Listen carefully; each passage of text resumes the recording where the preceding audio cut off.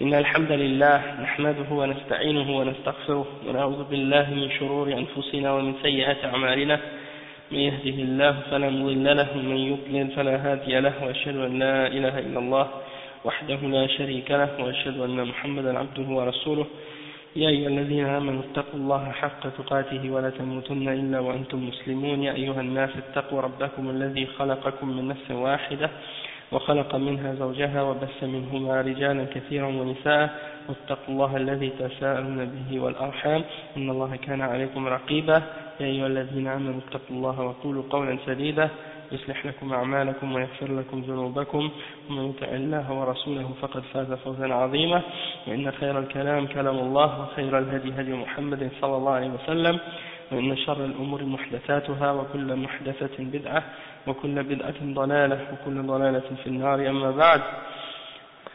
Donc on est tous réunis aujourd'hui et puis yani, ça me fait plaisir en réalité d'être là, puis on a des invités aujourd'hui parce que nous on fait des cours chaque semaine ici. Donc aujourd'hui Abdel Jalil nous a dit on va inviter quelques personnes pour yani, ceux qui sont intéressés de connaître certaines choses sur l'islam. Donc on va leur faire une petite introduction sur la religion musulmane. Donc c'est ça ce qu'on va faire aujourd'hui, Inch'Allah. On va essayer de vous donner une petite présentation sur qu'est-ce que c'est, les choses de base de la religion musulmane. Ok?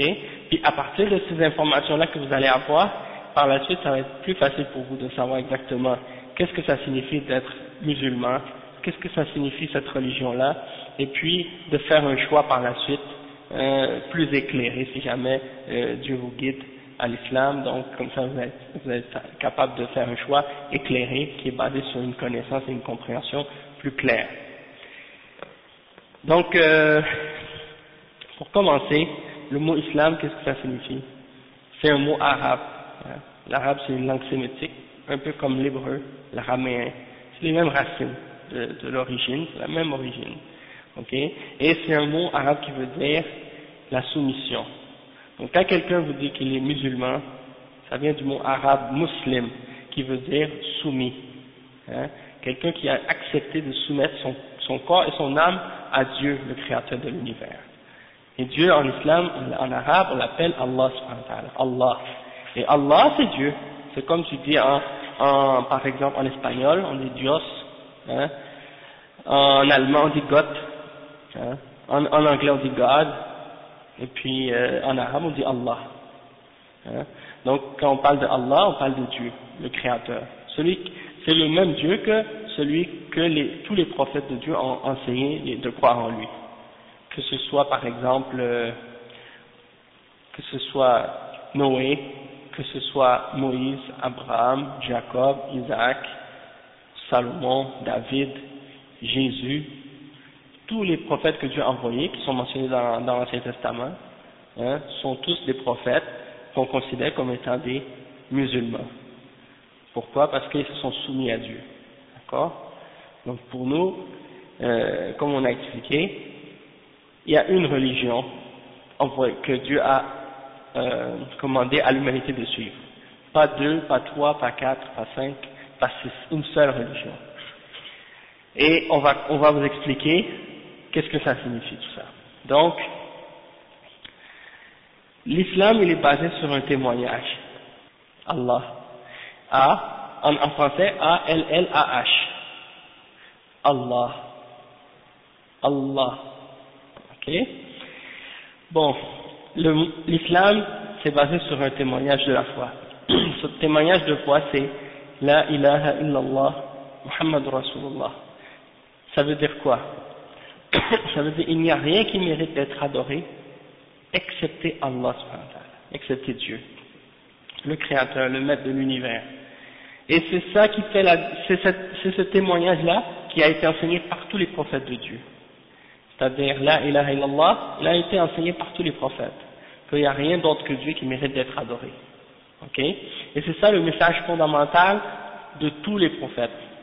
Tous les prophètes que Dieu a envoyés à l'humanité, ils ont tous commencé, quand ils ont appelé leur peuple à la foi, ils ont tous commencé par leur expliquer ça, que c'est seul Dieu qui est le créateur et c'est lui seul qui mérite d'être adoré. D'accord? Et c'est ça qui fait la différence entre l'islam et toutes les fausses religions, toutes les autres religions. C'est-à-dire pourquoi? Parce que tous les autres personnes qui suivent une religion, qui prétendent croire en Dieu, ou qui disent qu'ils croient en Dieu, quand on voit dans la réalité, dans la pratique, dans l'application de leur religion, ils n'adorent pas Dieu seul. Soit qu'ils adorent d'autres avec Dieu, hein, comme par exemple les chrétiens qui adorent Jésus par exemple, qui prient Jésus. Il y a d'autres parmi les catholiques qui vont prier Marie, qui vont prier les saints, hein, les statues, les croix, les idoles. Les hindous, la même chose, qui prient toutes sortes de statues et d'idoles. Les bouddhistes, la même chose. Hein. Donc, c'est des gens qui prient d'autres que Dieu. Hein.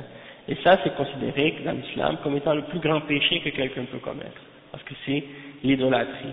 Tu associes, tu donnes à Dieu des partenaires dans l'adoration. Et c'est Dieu seul qui mérite d'être adoré. Donc, tu as commis le plus grand péché en faisant ça. Mais non seulement ça, il y en a qui contredisent justement ce principe-là, non pas parce qu'ils adorent d'autres avec Dieu, mais parce qu'ils prennent des intermédiaires entre eux et Dieu pour l'adorer. C'est-à-dire, ils pensent qu'on ne peut pas passer à Dieu directement si on veut prier Dieu. Il faut passer par quelqu'un, hein, par une chose, soit une statue, soit une idole, soit un ange, soit un roi, comme les vaudouisants qui vont prier d'elle, hein, soit un prophète, soit un saint, hein, soit une étoile ou le soleil ou d'autres choses. Et ça, c'est une autre forme d'idolâtrie qui est considérée dans l'islam comme une des plus grandes formes d'idolâtrie. C'est l'excuse par excellence ou l'argument par excellence utilisé par les idolâtres pour adorer ce qu'ils adorent en dehors de Dieu. Ils disent, on les adore pas eux, on les prend seulement comme des intermédiaires pour se rapprocher à celui qui est Dieu. Hein. Et donc, d'une façon indirecte, c'est comme ça qu'ils rentrent dans l'idolâtrie sans même s'en apercevoir parfois. Donc, l'islam est venu pour détruire toutes ces formes d'idolâtrie-là. Ok? Comme on a dit, Dieu a envoyé à chaque peuple des prophètes et des messagers pour leur rappeler le but de leur existence. Hein, que le but de leur existence, c'est d'adorer leur Créateur, d'adorer Dieu. Mais, étant donné que, bien entendu, bon, le diable essaie toujours de les détourner, de les dévier du droit chemin, il essaie de les faire tomber dans l'adoration de d'autres que Dieu. Il essaie de les faire tomber dans l'adoration des images, des idoles, des statues, des saints, des anges ou d'autres choses que Dieu. Et ça représente un des points qui détruit la foi de quelqu'un, en réalité. Parce que pour croire en Dieu, c'est pas juste de dire je reconnais que Dieu existe, ou je reconnais qu'il y a un créateur. Si quelqu'un dit ça, il n'est pas croyant réellement encore. Dans l'islam, selon l'islam, il y a des conditions pour que quelqu'un ait une foi en Dieu et que cette foi en Dieu-là soit acceptée et soit valable. C'est pas juste de dire je reconnais l'existence de Dieu. La plupart des gens qui adorent des idoles ou qui adorent qui prennent des intermédiaires entre eux et Dieu, ils reconnaissent que Dieu existe. Le problème, c'est qu'ils adorent d'autres avec Dieu. Hein? Et donc il faut, en plus de reconnaître son existence, il faut dire que c'est lui le seul maître. Il n'y a pas d'autre maître dans l'univers que lui.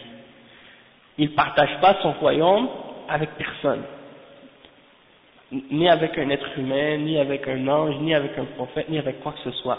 Il n'y a pas un atome dans l'univers qui existe, excepté que c'est Dieu qui est son maître, excepté que c'est lui qui décide sa destinée. Qu'est-ce qui se passe avec?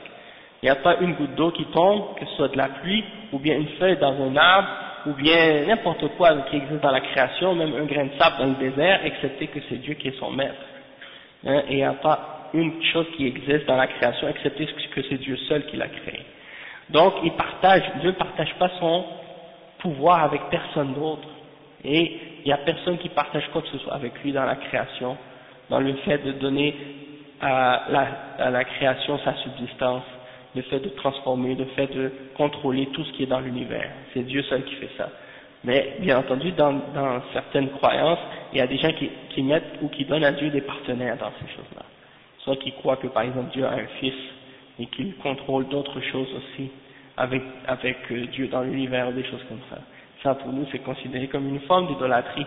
Que même si tu dis je reconnais l'existence de Dieu, le fait de croire que d'autres contrôlent le monde avec Dieu, c'est considéré comme une forme d'idolâtrie qui fait que ta foi en Dieu est incorrecte.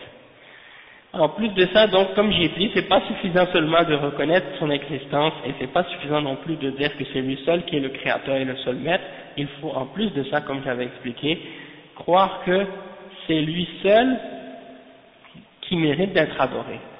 Tu ne dois pas prier d'autre que lui. Tu ne dois pas craindre d'autre que lui. Tu ne dois pas aimer d'autre que lui. Tu ne dois pas mettre ta confiance en autre que lui. Tu ne dois pas sacrifier un animal, excepté si tu le fais pour lui seulement. Hein? Tu ne dois pas, par exemple, jeûner pour autre que lui. Tout ce que tu fais, tu ne dois pas te prosterner devant autre que lui. Tu ne dois pas t'incliner devant autre que lui. Hein? Tu dois le prendre lui comme maître absolu et l'adorer lui seul et uniquement. C'est-à-dire, tu ne dois pas vouer tes adorations ou ton culte à autre que lui. Si tu offres à autre que Dieu une de ces formes d'adoration-là, hein, eh ben, tu as commis un acte d'idolâtrie. Hein, comme le fait de prier, comme j'ai dit tout à l'heure, à Jésus, ou bien à Marie, ou à un loi, ou un saint, des choses comme ça. Ça, c'est considéré comme des formes d'idolâtrie par rapport à ce que Dieu a enseigné aux prophètes. Il n'y a aucun prophète que Dieu a envoyé à l'humanité qui a dit aux hommes, priez d'autres avec Dieu, ou passez par d'autres pour aller à Dieu, ou des choses de ce genre. Hein? Et même certains chrétiens, par exemple, qui disent que, soi-disant dans l'évangile, Jésus aurait dit, je suis le chemin, je suis la voie, nul ne va au Père que par moi. Hein? Et ça, ils l'ont interprété en voulant dire que pour aller à Dieu, il faut passer par Jésus pour adorer Jésus, pour aller à Dieu. Ça, c'est une fausse compréhension qu'ils ont de cette parole-là. Pourquoi? Parce que si tu veux aller, Jésus, il parle à son peuple et il dit, si vous voulez aller à Dieu, vous devez passer par moi. Dans quel sens?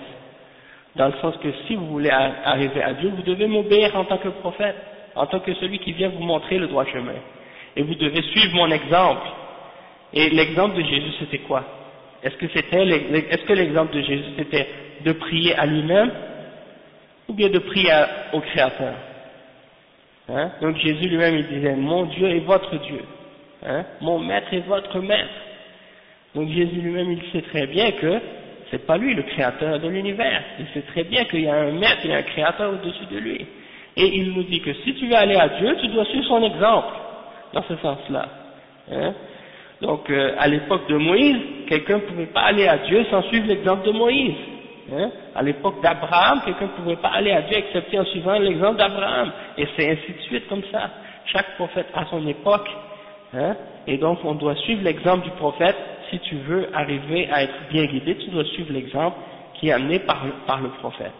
Tu ne peux pas adorer Dieu comme tu veux selon ton imagination, selon tes propres passions, selon tes désirs. Il faut suivre le message et l'exemple qui a été amené par le prophète pour l'adorer.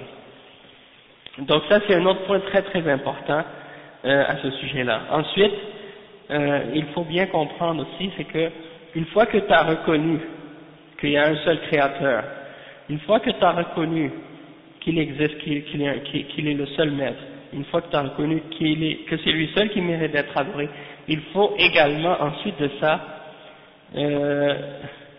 reconnaître que la façon dont on doit connaître Dieu et comprendre qui est Dieu, c'est en se basant sur sa révélation. On n'a pas le droit de décrire Dieu selon notre propre imagination, selon nos propres compréhensions, et de donner à Dieu des noms qu'il ne s'est pas donné lui-même. En d'autres mots, on ne doit pas donner à Dieu des caractéristiques ou des qualités humaines, et on ne doit pas donner aux êtres humains des caractéristiques divines. Parce que si tu fais ça, tu mélanges entre le créateur et la créature. Ça veut dire que pour toi, tu vas commencer à adorer la créature au lieu d'adorer le créateur. Ou bien, tu vas, donc par exemple, des exemples de ça, si quelqu'un par exemple dit, oui moi je crois en Jésus, que Jésus il connaît l'invisible, ou que Jésus par exemple a le pouvoir de pardonner les péchés, ou qu'il a le pouvoir de créer, ou des choses comme ça. Si tu dis ça à propos de Jésus, tu as donné à Jésus des qualités de Dieu que Jésus lui-même n'a jamais accepté de se donner. Quand on a demandé à Jésus, par exemple, bon maître, que dois-je faire pour avoir la vie éternelle? Il a dit, ne m'appelle pas bon, seul Dieu est bon. Hein? Quand un homme est venu lui demander quand viendra l'heure, ce sera quand l'heure du jugement dernier? Jésus a répondu, il a dit, nul ne sait l'heure, hein? ni les anges, ni le Fils, hein? Seul Dieu connaît l'heure.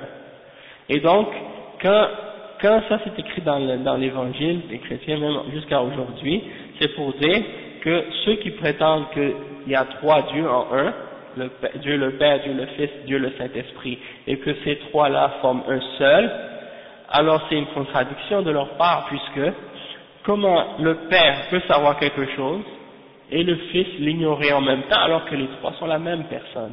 C'est quelque chose d'incompréhensible et c'est quelque chose d'absurde en réalité et de contradictoire.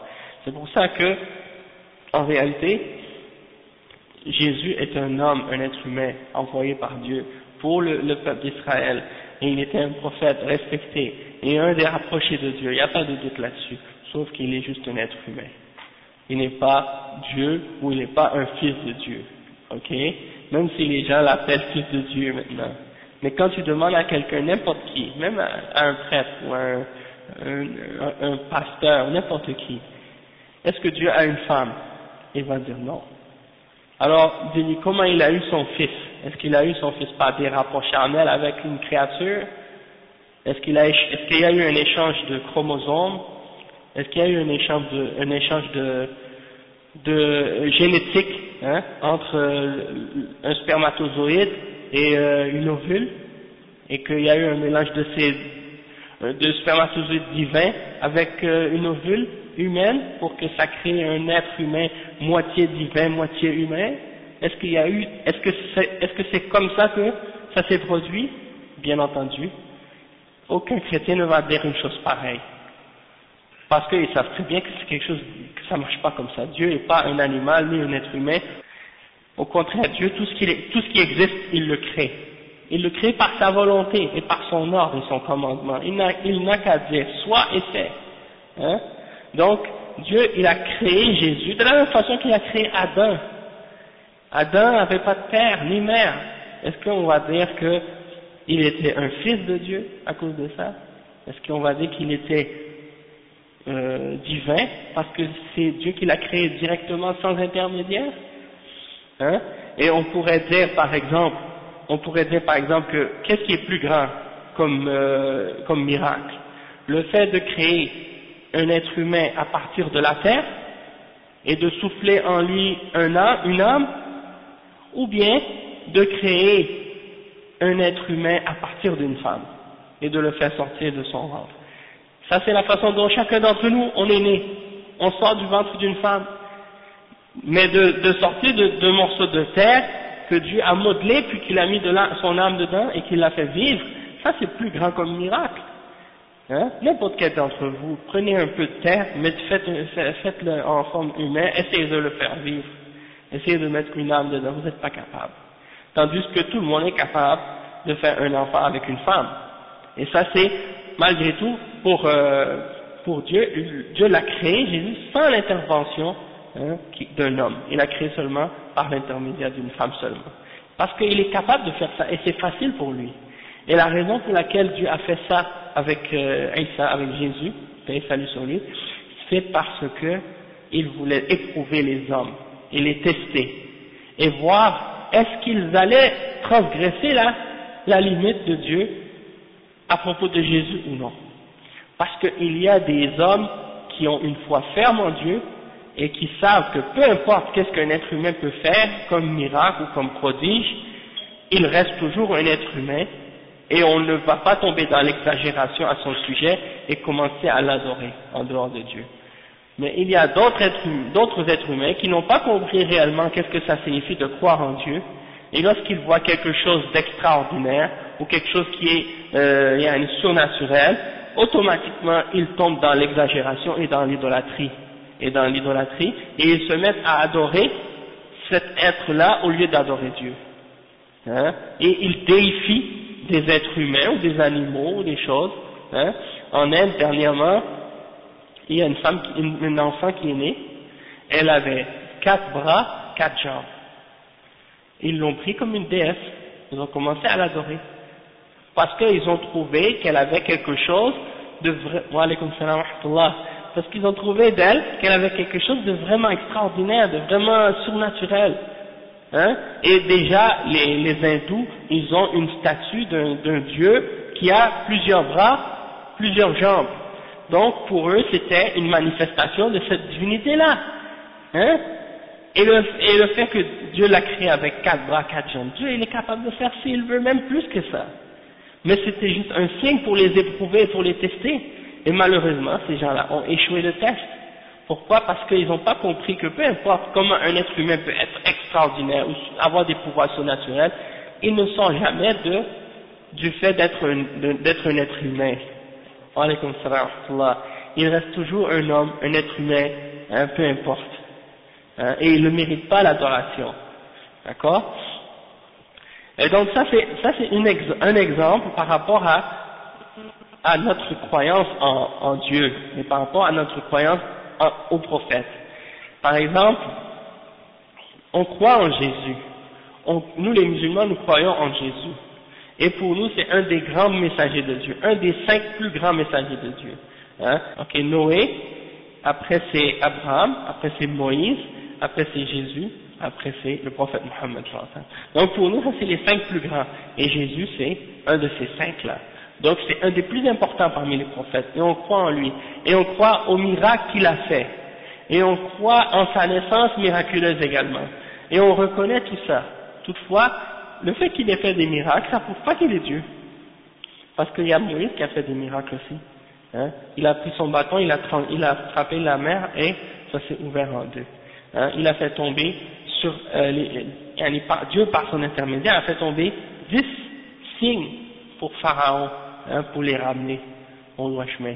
Hein? Le fleuve qui est devenu en sang, les grenouilles et beaucoup d'autres fléaux qui sont tombés sur l'Égypte.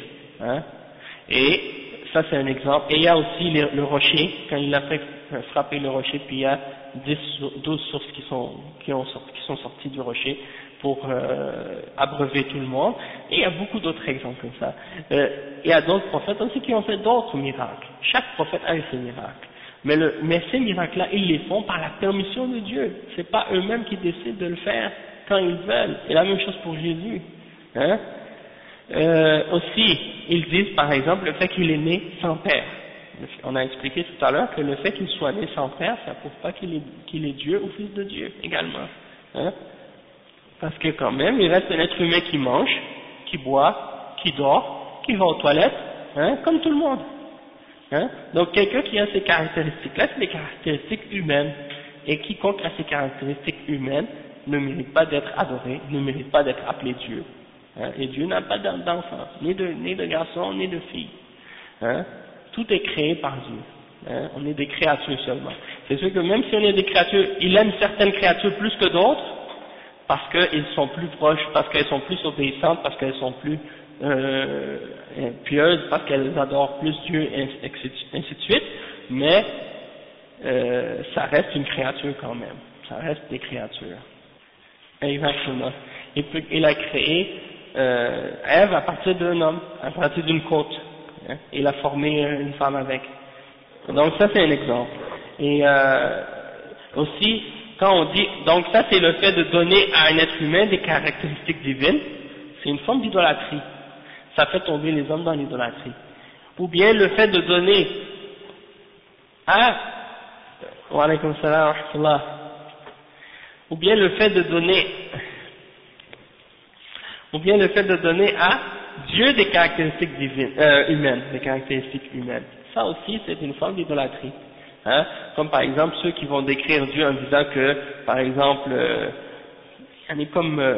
comme on trouve dans la Bible, les Juifs ont décrit Dieu en disant que il a créé les cieux et la terre en 6 jours, puis le 7e jour il s'est reposé. Et ça c'est d'attribuer à Dieu le repos. Et ça implique qu'il était fatigué ou qu'il était faible ou qu'il n'avait pas la toute-puissance. Et ça c'est interdit. d'affirmer une chose pareille à Dieu. C'est pour ça qu'on trouve dans le Coran que Dieu il a créé les cieux et la terre en 6 jours, hein, et il n'a senti aucune fatigue.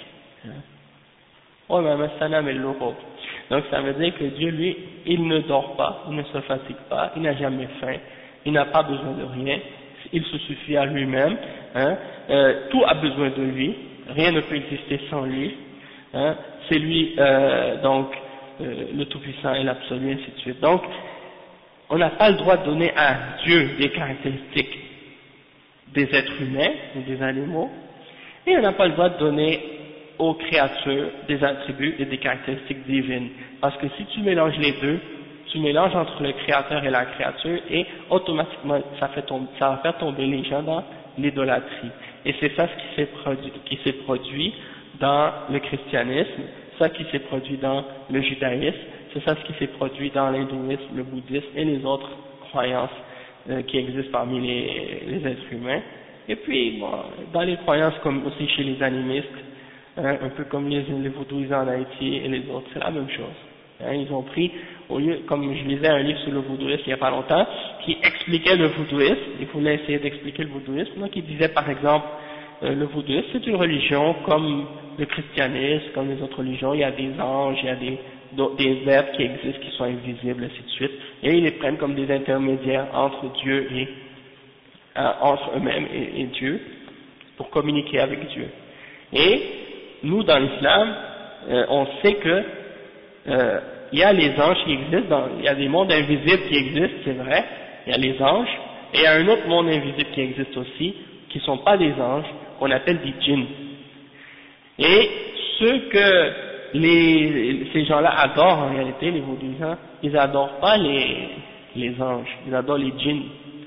Hein, parce que les djinns sont différents des êtres humains, c'est des esprits invisibles, des êtres invisibles, sont différents des anges, sont différents des êtres humains.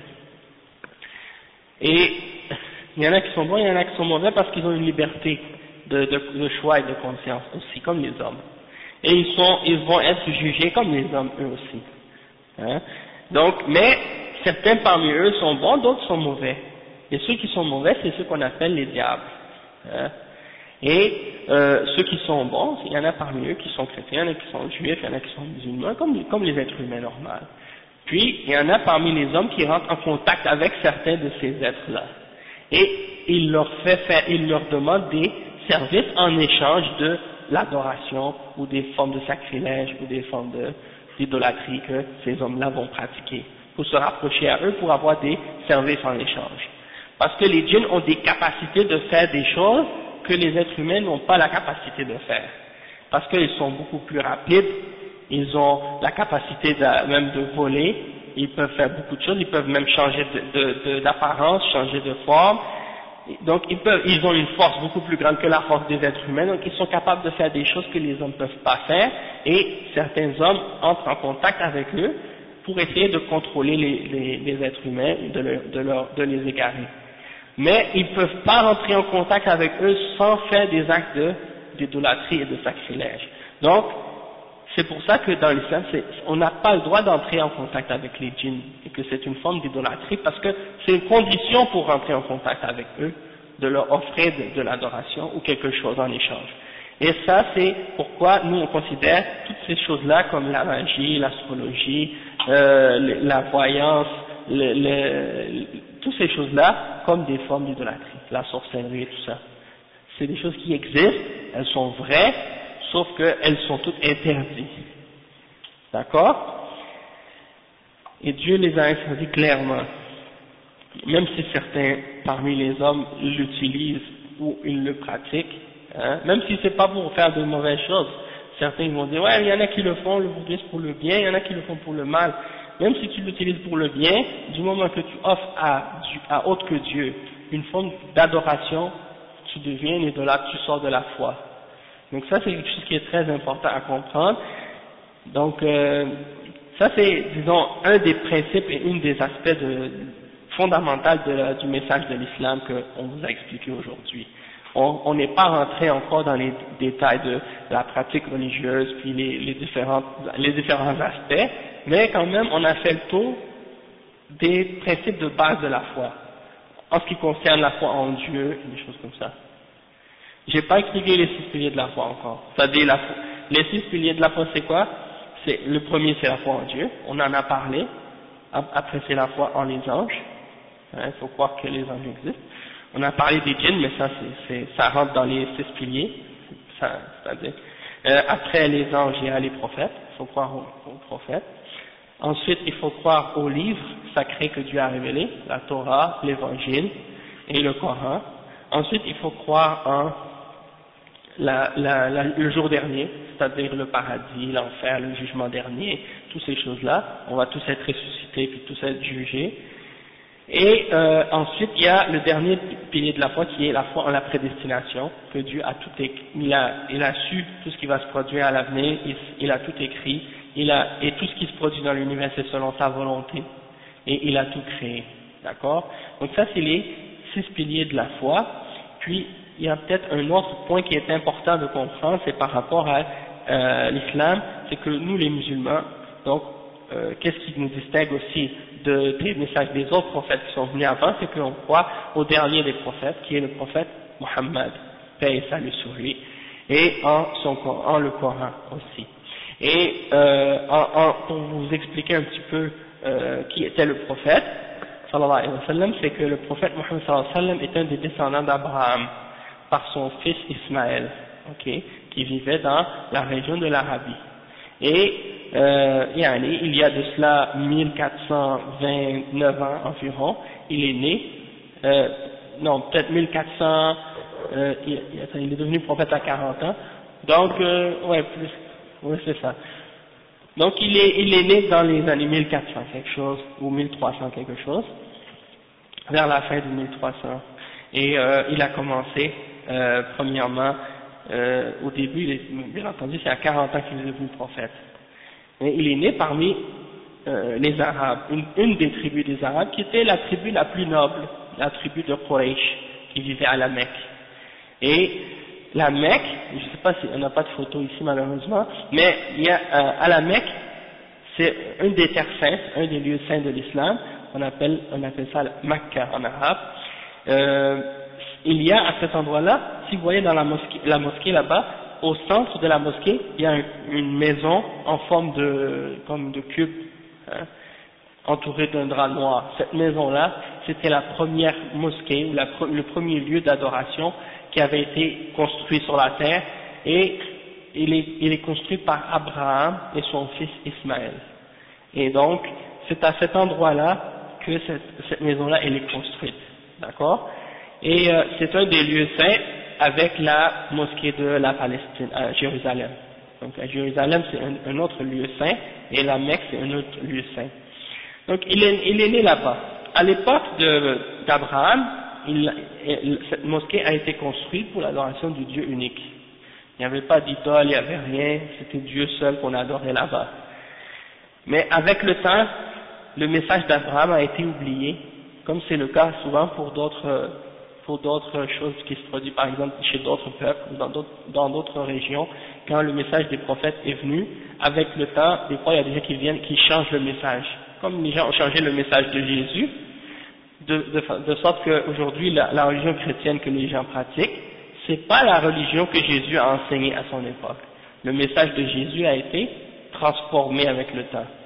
Bon, alors la même chose est arrivée avec la religion d'Abraham. La religion d'Abraham était le pur monothéisme, et il a été transformé avec le temps. Et là, il y a des Arabes qui ont introduit dans la religion d'Abraham l'adoration des idoles. Donc il y avait 360 idoles autour de la maison que Abraham a construite à un certain moment donné. Et le prophète Mohammed, paix et salut de Dieu sur lui, il est né dans cette région-là, à cette époque-là, et après Dieu lui a révélé la révélation.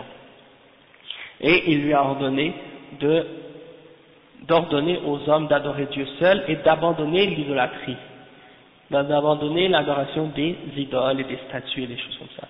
Donc au tout début, il a commencé à expliquer ça à son peuple et les Arabes n'ont rien voulu savoir de lui.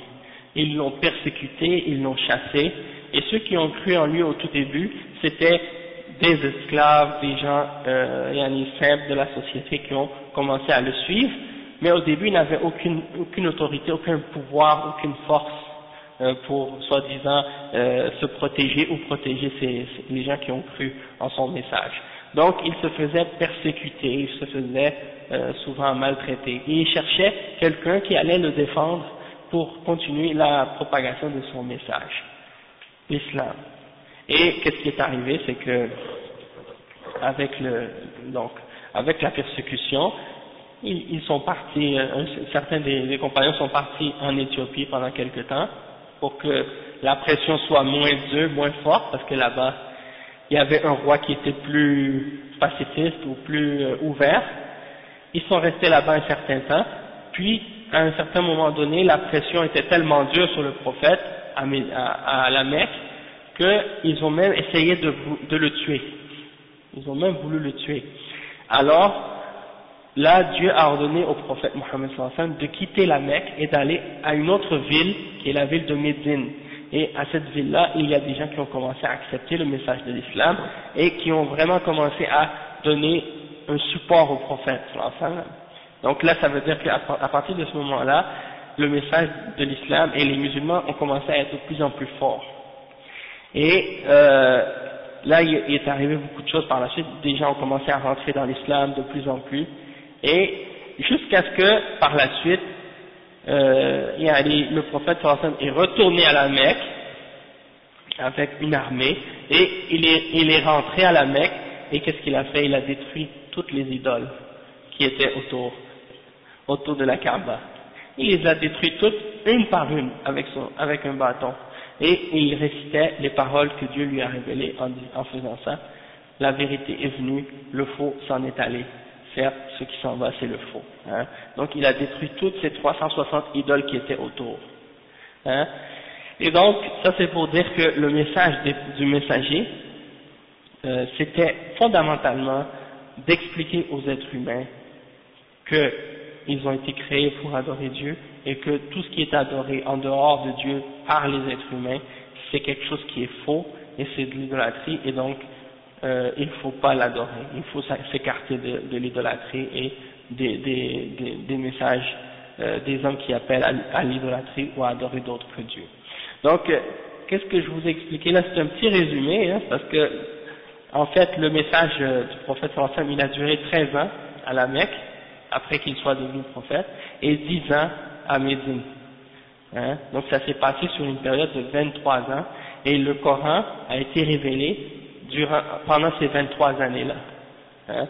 Et Dieu faisait descendre des révélations sur le prophète à chaque occasion pour lui expliquer, pour lui dire comment agir dans différentes situations, dans différentes circonstances, et à la fin de sa vie, le Coran a été complété, et les compagnons l'ont mémorisé, et ils ont également mis ça par écrit, et c'est le Coran qui existe encore jusqu'à aujourd'hui.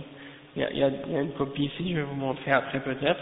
Donc c'est pour vous faire comprendre que ça c'est le dernier prophète qui est venu à l'humanité, et tout le monde tous les hommes ont le devoir de croire en lui et d'accepter sa prophétie. Mais une chose qui est très importante, c'est que pour nous les musulmans, c'est-à-dire on n'a pas le droit de faire la même chose que les chrétiens font qu'est-ce que les chrétiens ont fait avec Jésus. C'est-à-dire on n'a pas le droit d'adorer le prophète Mohammed, c'est la paix de Dieu soit sur lui, et on n'a pas le droit non plus de lui offrir un culte ou de le vénérer ou de faire son image ou de le prier à lui ou des choses comme ça. Si quelqu'un qui se dit musulman prie au prophète ou à n'importe qui d'autre, il sera automatiquement en dehors de la religion. Il sera considéré comme un idolâtre. Il a quitté la foi s'il fait ça. Parce que c'est le plus grand péché que quelqu'un peut faire. Non. Ça c'est un verset dans le Coran dans lequel Dieu s'adresse à Jésus en fait. Si. Oui, dans l'avenir. C'est pour montrer qu'est-ce qui va arriver au jugement dernier, en fait. Rappelle-le le moment où Allah dira: Ô Jésus, fils de Marie, est-ce toi qui as dit aux gens: prenez-moi ainsi que ma mère pour deux divinités en dehors d'Allah? Il dira: gloire et pureté à toi. Il ne m'appartient pas de déclarer ce que je n'ai pas le droit de dire. S'il l'avait dit, tu l'aurais su, certes. Tu sais ce qu'il y a en moi et je ne sais pas ce qu'il y a en toi. Tu es en vérité le grand connaisseur de tout ce qui est inconnu. Je ne leur ai dit que ce que tu m'avais commandé, à savoir adorer Allah, mon Seigneur et votre Seigneur. Et je fus témoin contre eux aussi longtemps que je fus parmi eux. Puis quand tu m'as rappelé, c'est toi qui fus leur observateur attentif et tu es témoin de toutes choses. Si tu les châties, ils sont tes serviteurs. Et si tu leur pardonnes, c'est toi le puissant et le sage. Allah dira: voilà le jour où leur véracité va profiter aux véridiques. Ils auront des jardins sous lesquels coulent les ruisseaux pour y demeurer éternellement. Allah les a agréés et eux l'ont agréé. Voilà l'énorme succès. À Allah seul appartient le royaume des cieux, de la terre et de ce qu'il renferme, et il a le pouvoir sur toutes choses. Donc ça c'est pour rappeler au 116 dans Surat Al-Ma'ida jusqu'à 120, 116 à 120. Donc c'est pour dire que Jésus se désavoue des hommes qui l'ont adoré lui et sa mère. Hein? Et il a dit: moi j'ai jamais dit aux hommes de m'adorer moi ou d'adorer ma mère. Hein? Si je l'aurais dit, tu l'aurais su. Il dit à Dieu: si je l'aurais dit, tu l'aurais su, tu sais ce qu'il y a en moi, mais moi je ne sais pas ce qu'il y a en toi. Donc c'est pour faire comprendre que Jésus lui-même, il n'a jamais prétendu être Dieu, ou n'a jamais dit aux hommes: adorez-moi. Hein? Et même dans la Bible, il y a plein de versets qui montrent que Jésus c'est une créature de Dieu, hein? Et que c'est un prophète envoyé de Dieu. Regardez quand par exemple Jésus dit qu'il était dans le désert, dans le Nouveau Testament c'est écrit que Jésus était dans le désert, le diable est venu le tenter. Est-ce que le diable vient voir Dieu puis il veut le tenter? Tenter Dieu, le créateur de l'univers, des cieux et de la terre? Bien sûr qu'il ne peut pas faire ça, parce que Dieu est tout puissant, c'est lui qui a créé le diable, et Dieu est capable de détruire le diable s'il veut. Oui, souvent il dit ça. Mais regarde comme il faut ce verset, ce passage-là. Jésus vient, le diable vient voir Jésus et il dit: regarde cette ville, si tu te prosternes à moi, je vais te donner tout ça. À qui appartient la terre et les cieux? À Dieu. Comment le diable dit à Jésus: je vais te donner ça? Si c'était Jésus qui était Dieu, il a dit: mais ça me sert à rien de me prosterner devant toi, cette ville elle m'appartient déjà puisque c'est moi qui est Dieu. Hein? Il n'allait pas accepter de dire que Dieu lui dise: mais non, je vais te donner cette ville, hein? Et non seulement ça, Jésus lui répond par la suite: non, je ne me prosterne pas à personne d'autre que Dieu. Dieu a dit: tu ne te prosterneras devant personne autre que moi. Donc déjà ça prouve que Jésus lui-même il dit: non, l'adoration c'est à Dieu seul, et la prosternation c'est pour Dieu seul. Ça prouve qu'il n'est pas Dieu lui-même, il est une créature de Dieu, qu'il est un prophète de Dieu. Hein? Et la fin que tu dis, non, ça c'est son côté homme, ça c'est la balançoire là qu'ils utilisent pour essayer de jouer. Quand tu les prends d'un côté, ils disent non, il était, oui, quand tu les prends d'un bas, ils disent non, quand il a dit ça, il était homme. Puis quand il voit une autre parole, il dit: ah, ça c'est parce qu'il disait ça quand il était Dieu, là il était homme. Mais est-ce qu'il était, s'il était vraiment Dieu et qu'il était tout le temps, il devait être tout le temps Dieu, pas juste Dieu des fois puis des fois pas Dieu, hein? Sinon ça fait pas de sens. Donc l'idée que Dieu rentre dans un homme, ou dans une mouche, ou dans une vache, ou dans un singe, ou dans un chien, ou des choses comme ça, nous on rejette ça complètement. Dieu il se mélange pas avec une créature. Dieu c'est Dieu, la créature c'est la créature. Le créateur c'est le créateur, la créature c'est la créature. Et les deux sont séparés, ils se mélangent pas, un rentre pas dans l'autre, hein, et un ne devient pas l'autre. La mouche ne devient pas Dieu, Dieu ne devient pas la mouche, hein, ainsi de suite. Hein? Parce qu'on est tous des créatures, on est tous des êtres créés par Dieu. Hein? Et ça c'est juste un exemple, il y a plein d'autres exemples. Juste un instant, ok Jamal. Moïse, il adorait qui? Il adorait Jésus? Non. Abraham, il adorait qui? Il adorait Jésus? Non. Noé, il a adoré qui? Il a adoré Jésus? Non. Salomon, David, Jacob, Isaac et tous les autres, est-ce qu'ils ont déjà prié à Jésus dans leur vie? Est-ce qu'ils nous ont déjà dit à quelqu'un, ton Dieu c'est Jésus? Jésus disait lui-même, le Dieu mon Dieu est le Dieu de mes pères, Abraham et Jacob et Moïse et Isaac et tout. Donc ça veut dire, le Dieu de Jésus, c'est le même Dieu que le Dieu de Moïse, c'est le même Dieu que le Dieu d'Abraham, c'est le même Dieu que le Dieu d'Isaac et de Jacob et de tous les prophètes, et c'est le même Dieu que le Dieu de Mohammed, sallallahu alayhi wa sallam, et que la paix, le salut de Dieu soit sur tous les prophètes. Il n'y a pas deux dieux, ou il n'y a pas un Dieu pour chaque prophète, il y a un seul Dieu pour tous les prophètes, et c'est un seul messager qui a été envoyé pour toute l'humanité à la fin. Mais ça change rien. Le testament que Dieu a pris avec Abraham, l'alliance qu'il a pris avec Abraham, et qu'il a pris avec Moïse, avec les autres prophètes, c'est la même alliance, elle ne sera jamais brisée, cette alliance-là. Elle ne peut pas se briser. C'était de faire un sacrifice. Mais ça fait pas de sens. Déjà premièrement, parce que premièrement, Dieu, il ne peut pas mourir. Donc, de dire que Dieu s'est fait tuer et que Dieu est mort, déjà ça c'est une contradiction. Oui, mais le Fils c'est Dieu, hein? Le Fils c'est Dieu, donc s'il est mort, ça veut dire que Dieu est mort. Ouais, mais les trois sont un, tu vois? Donc tu comprends? Exactement, les trois sont un. Et non seulement les trois sont un, mais ils disent que les trois sont égaux et éternels. C'est-à-dire le Père n'est pas venu avant le Fils, et le Fils n'est pas venu avant le Père. Les trois ont toujours existé éternellement. Donc en principe, nous on dit que lorsqu'un homme il a un fils, c'est sûr qu'il est venu avant son fils. Hein? Mais là, eux ils disent non, ça c'est un Fils éternel et un Père éternel. Et un esprit soi-disant éternel. Pour nous, l'Esprit Saint, c'est l'ange Gabriel.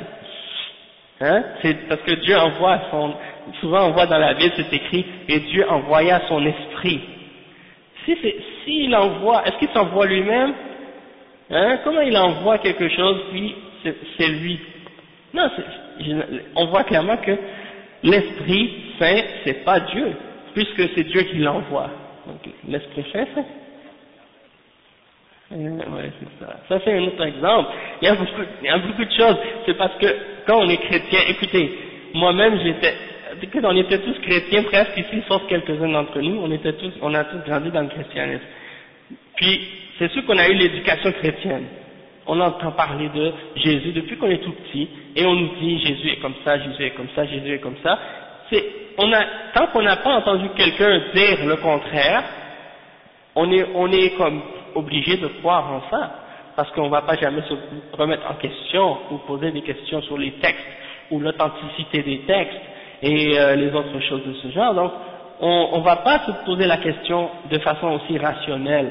Parce qu'il y a des gens qui s'imaginent que si on n'est pas chrétien, en dehors du christianisme, il n'y a pas de salut, et que tu es obligé pour être croyant d'être chrétien, sinon t'es athée ou t'es en dehors de la foi. Alors que non, c'est pas vrai. Hein? Donc c'est pour ça que c'est important de vraiment réfléchir sur ces choses-là. Si tu avais une question. Nous sommes des créatures de Dieu. C'est ça ce que nous sommes, comme Jésus en fait. Et comme on voit que par exemple dans la Bible, comme tout à l'heure c'est écrit, comme c'est écrit dans Jean, dans l'évangile de Jean, quand Dieu a tant aimé le monde qu'il a donné son Fils unique, hein, en sacrifice, ainsi de suite. Ça c'est dans Jean. Et quand on regarde dans l'Ancien Testament, il y a plusieurs autres prophètes qui sont appelés fils uniques de Dieu également. Donc, selon la Bible, selon ce qui est écrit dans la Bible, Dieu a plusieurs fils uniques. Hein? Je pense que David a été appelé fils unique également, et Salomon était appelé fils unique. Et même mon premier-né, certainement, se sont appelés my firstborn en anglais, mon premier-né. Donc ça, c'est des termes qui sont utilisés dans la Bible. Et c'est pour ça que nous, dans l'islam, Allah il nous a révélé le Coran, et le Coran il a été protégé et purifié de tous ces genres d'amalgames dans les termes. Hein? Parce que les rabbins et les juifs, ils ont utilisé le terme fils de Dieu pour parler de certains êtres humains, de certains prophètes, hein?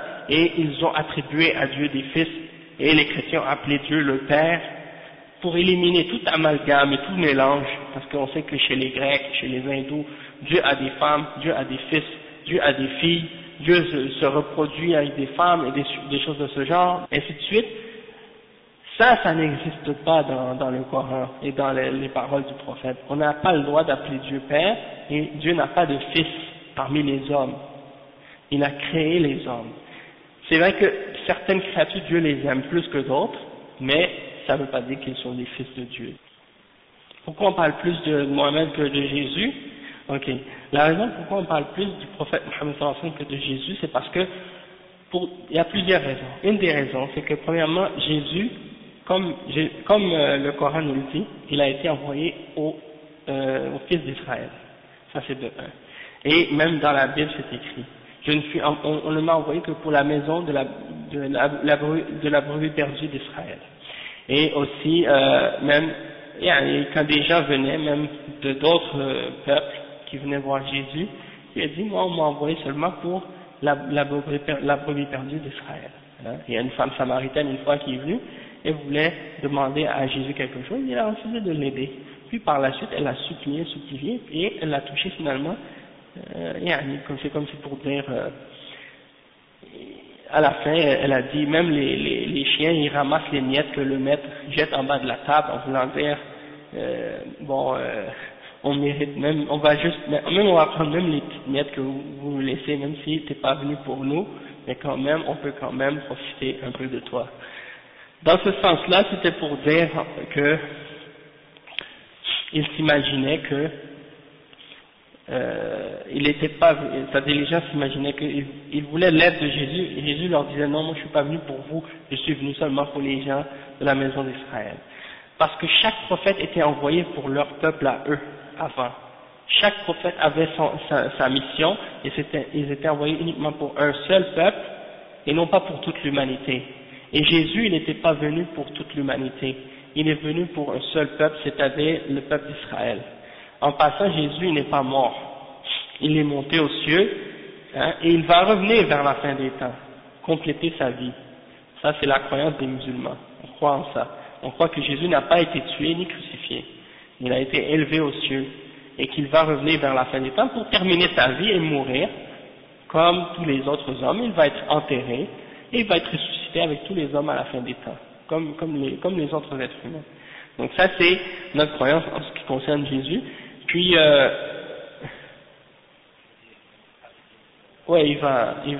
il aura une mission à faire dans le sens qu'il va diriger les musulmans dans la bataille, et il va prier avec les musulmans, et il va également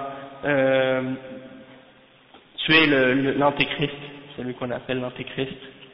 En arabe, on l'appelle le Dajjal. Il va venir, il va le tuer, ainsi de suite. Et pourquoi nous, on prend plus d'importance, ou on donne plus d'importance au prophète Mohammed sallallahu alayhi wa sallam que à Jésus? C'est que Jésus, comme j'ai dit, il est venu à son peuple, pour son peuple, à lui, tandis que le prophète Mohammed sallallahu alayhi wa sallam, il est venu pour toute l'humanité en entier, et c'est le dernier prophète. Et son message est universel, et il ne se limitait pas juste à une nation ou à une époque seulement, il est venu pour tous les peuples, et jusqu'à la fin son message est là jusqu'à la fin des temps. Et quand on regarde sa mission et son message et son exemple qu'il a laissé, c'est un message qui nous clarifie tous les aspects de la vie.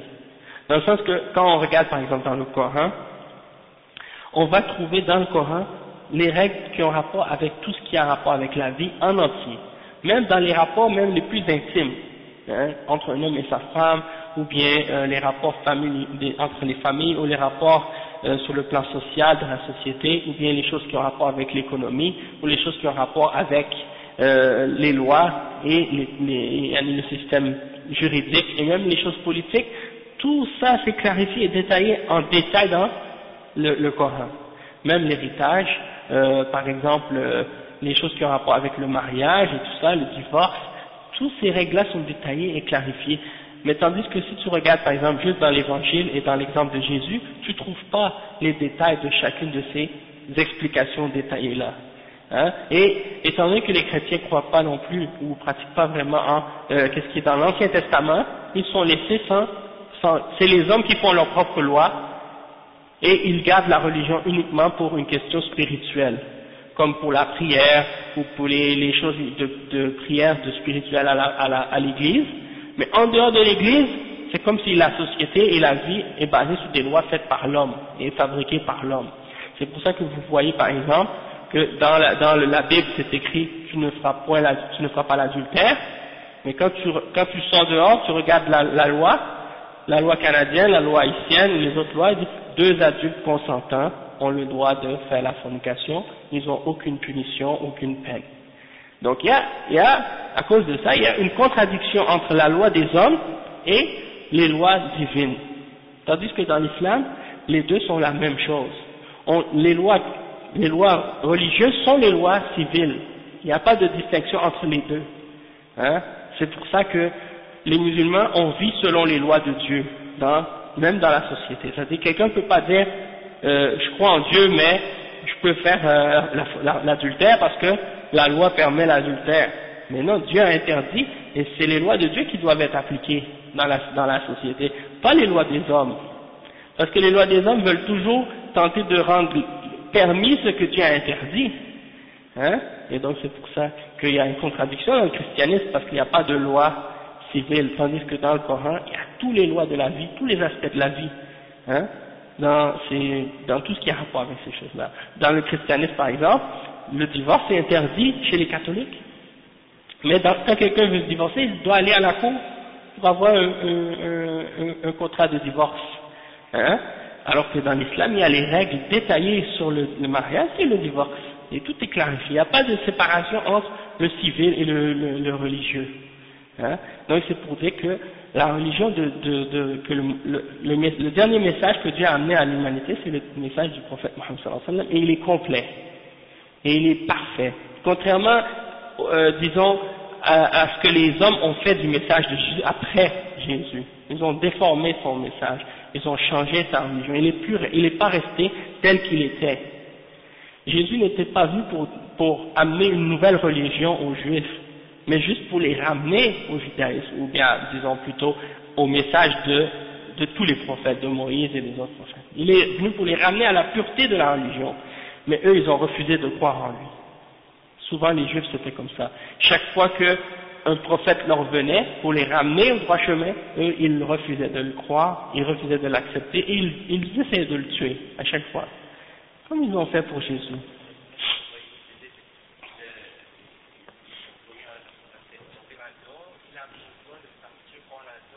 Ok.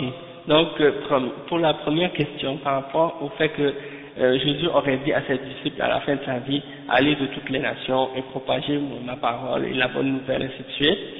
Si on retourne au texte, au manuscrit qui existe par rapport à l'évangile aujourd'hui, les commentateurs de l'évangile ont dit que ces passages-là dans l'évangile si je ne me trompe pas, c'est l'évangile de Marc, et l'autre, je ne me rappelle plus. En tout cas, ces passages-là dans l'évangile sont les passages qui ont été rajoutés. C'est des passages qui ont été rajoutés. Ils ne sont pas dans les plus anciens manuscrits du Nouveau Testament. Ça, c'était juste un aspect ou une partie de la réponse. C'est pas ça ce que je te dis à propos des textes des manuscrits du Nouveau Testament. C'est pas moi qui l'a dit. C'est pas moi qui l'ai inventé. C'est les commentateurs de la Bible qui sont eux-mêmes des chrétiens qui disent ça. Ça c'est de un. Deuxièmement, vous avez dit que Paul de Tarse, ouais, je l'ai pas amené avec moi, je n'ai pas amené les vins, hein, je l'ai à la maison moi aussi. Deuxièmement, Paul de Tarse n'était pas un disciple de Jésus, il n'a jamais connu ni vu Jésus durant sa vie. D'accord? C'était un rabbin juif de nationalité romaine, ok? Il avait la nationalité romaine en tout cas. Et il torturait les chrétiens. Les premiers, disons, il n'y avait pas encore le christianisme, puisque le mot chrétien n'existait pas encore à l'époque. La religion chrétienne, ça n'existait pas non plus. Les premiers qui ont cru en Jésus priaient aux mêmes endroits que les Juifs. Et Paul est venu après que Jésus ait été relevé aux cieux, et il a commencé à se mélanger aux apôtres de Jésus. Il a dit, j'étais sur le chemin de Damas et j'ai entendu une voix qui m'a dit, pourquoi me persécutes-tu? Et soi-disant, il est revenu à eux et il m'a dit, ça y est, j'ai cru en Jésus moi aussi. Les gens l'ont pris pour un disciple, mais il n'est pas un disciple. Il n'a jamais vu Jésus, ni entendu Jésus de sa vie, il n'a jamais rencontré Jésus non plus. Et étant donné qu'il a étudié le judaïsme avec un des plus grands rabbins de l'époque, il connaissait bien les enseignements de l'Ancien Testament aussi, et il connaissait aussi la philosophie grecque et autres, puisqu'il avait étudié aussi ces choses-là. Donc il s'est mélangé aux apôtres et il leur parlait, il connaissait la religion, il a fait en fait sa propre religion. C'est le christianisme tel qu'on le connaît aujourd'hui, le vrai fondateur de cette religion-là, c'est pas Jésus, c'est plutôt Paul. C'est lui qui est le vrai fondateur du christianisme. Et les 14 lettres qu'il a écrites aux différentes églises qui étaient un petit peu partout, en fait, c'est elles qui composent, qui forment les bases de la religion chrétienne, qui sont une grosse partie de l'évangile que les chrétiens suivent aujourd'hui. C'est les lettres de Paul. Donc, lui, il a ramené, comme tu dis, le judaïsme aux autres qui n'étaient pas juifs, mais en le transformant et en adaptant le judaïsme à ces différents peuples païens là qui adoraient des idoles et qui adoraient d'autres choses que Dieu, pour leur faire croire en ce message-là. Puis par la suite, le message du christianisme a été adapté par l'Empire romain avec Constantin, vous savez l'histoire, avec le concile de Nicée. Puis on a voté pour la Trinité, on a voté pour les 4 évangiles, parce qu'il y avait plus que 4 à l'origine, mais on en a pris ces 4-là, puis on les a choisis, on les a mis dans le couvercle avec les autres, et on a dit ceux-là sont inspirés, les autres c'est des apocryphes, et après ça, qu'est-ce qui est arrivé, c'est que il y a eu les autres schismes qui sont apparus, le protestantisme plus tard, avec Martin Luther et tous ces autres trucs, qu'est-ce que vous avez déjà entendu parler de ça. Donc c'est pour dire que Jésus n'a jamais dit vraiment d'aller aux autres nations et d'enseigner aux autres nations, et c'est Paul lui-même qui a fait ça, et les passages qui mentionnent ça dans l'évangile sont des ajouts, clairement, d'accord? Ouais. Ah oui, la dernière question, la prédestination, oui, ok, ouais, d'accord. La question de la prédestination, c'est qu'on n'a pas le choix d'y croire si on est un croyant en Dieu. Si on... Attends, je vais vous expliquer. C'est que, quand on dit qu'on croit en la prédestination, quand quelqu'un dit qu'il croit en Dieu mais qu'il ne croit pas en la prédestination, ça implique des contradictions dans sa foi. Je vais vous dire pourquoi. Premièrement, tout le monde est obligé de dire, s'il croit en Dieu, que Dieu sait tout. Donc, tout le monde doit être d'accord de savoir que Dieu, il sait notre destination. Comment on va finir et où on va finir. Personne ne peut remettre ça en question.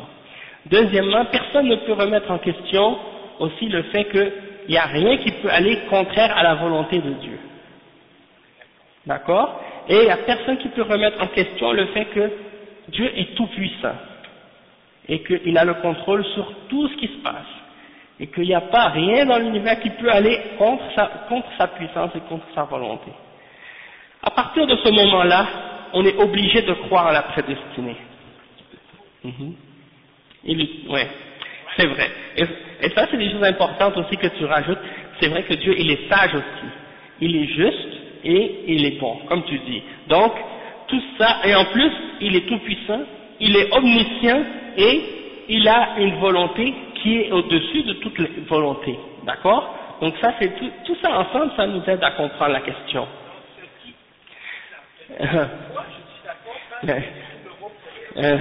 D'accord. Mais moi,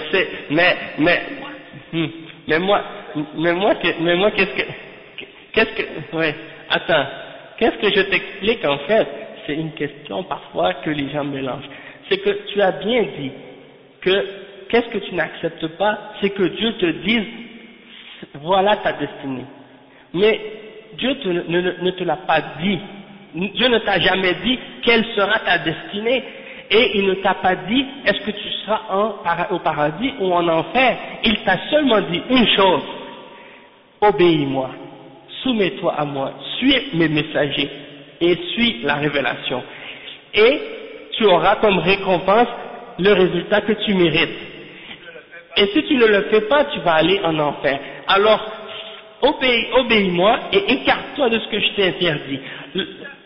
et à la fin, tu auras ce que tu mérites.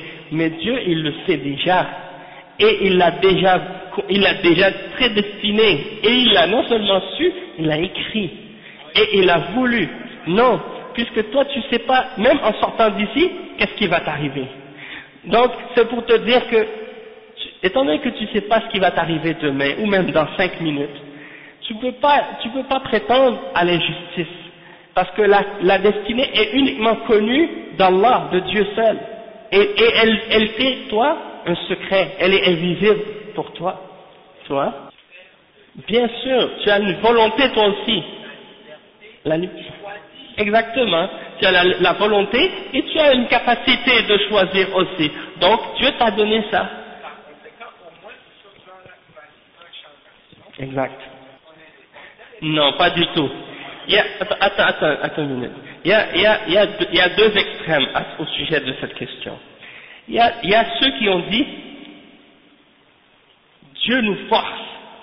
On n'a aucune liberté. Tout ce qu'on fait, c'est Dieu qui nous force à le faire et on n'a aucune volonté de le faire et on est obligé de le faire puisque c'est Dieu qui nous force à le faire. Et donc ils disent, ces gens-là, que si moi je décide de lui donner un coup de poing ou si moi je viens de te frapper, tu peux pas me blâmer moi parce que c'est Dieu qui m'a demandé de le faire. Hein? Et ça c'est faux et on peut lui prouver qu'il ment. Pourquoi? Parce que Dieu a interdit de faire du mal aux autres par l'intermédiaire de ses prophètes et de ses messagers. Donc celui qui voudrait essayer de se défendre pour qu'est-ce qu'il fait de mal en utilisant la prédestinée, on lui répond en disant non, tu peux pas te baser sur la prédestinée pour justifier le mal que tu fais aux autres puisque Dieu t'a interdit de faire le mal aux autres. La même chose, la personne qui fait le bien, il remercie Dieu de lui avoir permis de faire ce bien-là et il aura la récompense pour le bien qu'il a fait et celui qui a fait le mal aura la punition pour le mal qu'il a fait. C'est la même chose, mais il y a l'autre extrême aussi.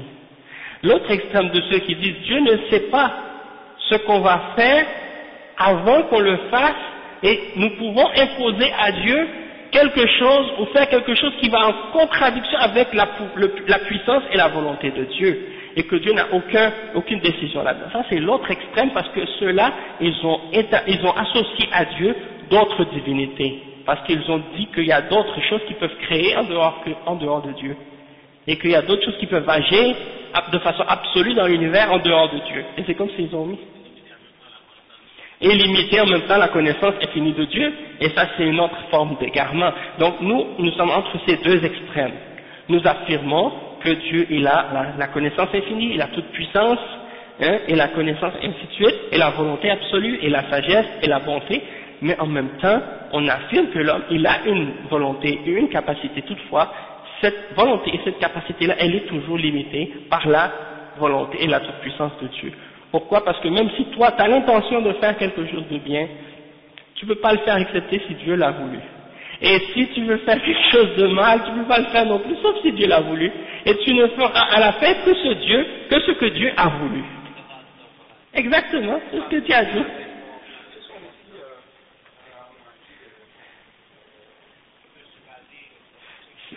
C'est ça, c'est pas pareil.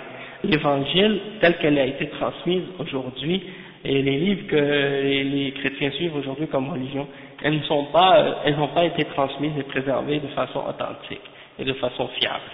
Déjà, on ignore qui les a écrits, et on ignore les manuscrits qu'on possède qui sont par exemple en grec, on ignore qui les a traduits.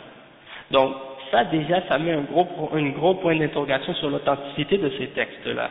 Parce que pour nous, avant même de connaître par exemple l'authenticité d'une des paroles attribuées au prophète, que la paix et le salut de Dieu soient sur lui, le dernier prophète, il faut savoir qui l'a transmis et quel est son nom et est-ce qu'il était vraiment une personne honnête et fiable à cette époque-là, et ainsi de suite. Donc ça c'est des exemples. Il n'y a pas de moyen dans le christianisme de vérifier l'authenticité des gens qui ont transmis la parole de Jésus. Ça c'est de un.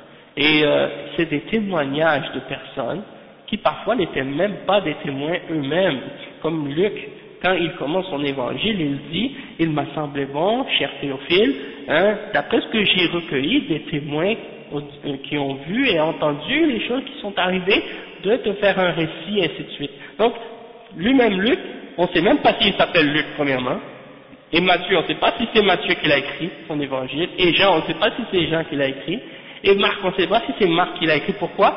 Parce qu'il n'y a nulle part dans le texte où Marc a signé son nom, il n'y a nulle part dans l'évangile, dans aucun des évangiles où ces gens-là ont signé leur nom nulle part, mais on a déduit que c'était peut-être eux. Il n'y a aucune preuve de ça. Et on voit que c'était des gens qui disent avoir pris certains d'entre eux ont recueilli les témoignages de d'autres personnes. Donc, ça prouve qu'ils n'étaient pas des témoins eux-mêmes. Et certains chrétiens disent que c'était des apôtres qui étaient inspirés. Encore là, on voit qu'il n'y a pas d'inspiration parce que Luc lui-même, il dit, il m'a semblé bon. Ça veut dire qu'il le fait de sa propre décision. C'est lui-même qui choisit de le faire. C'est pas quelque chose il dit pas comme Dieu m'a inspiré de vous dire ça, ainsi de suite et autres. Non, c'est une parole qu'il dit de lui-même. Et il reste que les autres livres aussi, on peut pas vérifier non plus, sauf peut-être même les lettres de Paul. Bon, pour les lettres de Paul, je sais pas. Mais une chose est certaine, c'est que les 4 évangiles, il y a des gros doutes sur leur authenticité, et les autres livres en dehors des 14 lettres de Paul, comme l'Apocalypse et les autres, on ne sait pas vraiment qui. C'est écrit que Jean, mais on ne sait pas si c'est le même Jean que le Jean des évangiles, ou si c'est un autre Jean. Donc, beaucoup de... Je ne sais pas vraiment, mais même l'Ancien Testament aussi, il y a beaucoup de points d'interrogation sur l'authenticité de ces textes-là. Pour l'homme qui cherche la vérité, qui cherche le chemin,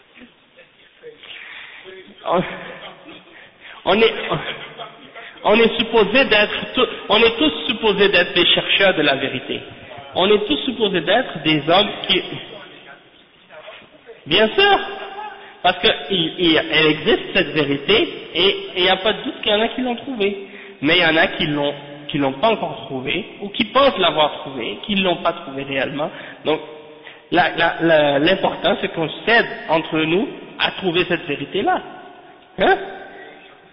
Voilà. Bon, je l'ai lu, ouais.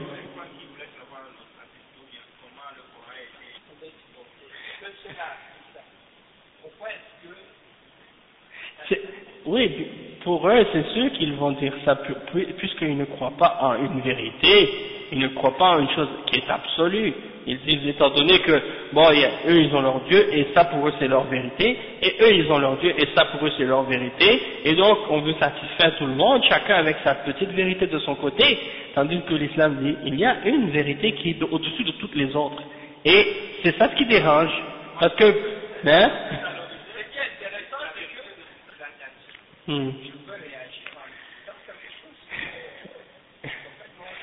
Oui, mais il n'y a pas de problème. Votre nom c'est quoi? Votre nom c'est quoi?